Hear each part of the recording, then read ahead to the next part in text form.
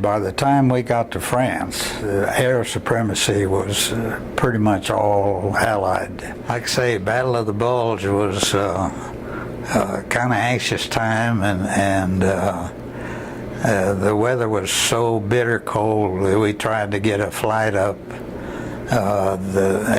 when they got the word that Bastogne was the 101st Airborne was encircled there. It was so bitter cold.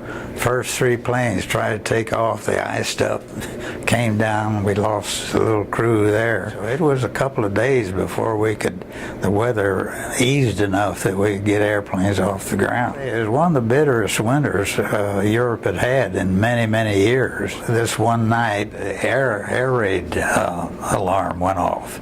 So we got bundled up in our sheepskin outfits, got out in our slit trench that we'd made for protection in case of an air raid. Out there about 15 or 20 minutes, and finally they sounded the all clear. So we went back and got back in bed, and I had plenty of cover, so I slept in just my summer underwear. So after a little while we hear this sound, and Sergeant Dooley, we never let him forget, he said, "Oh, that's just a BST, just a bomb service truck putting out the bombs for the next day."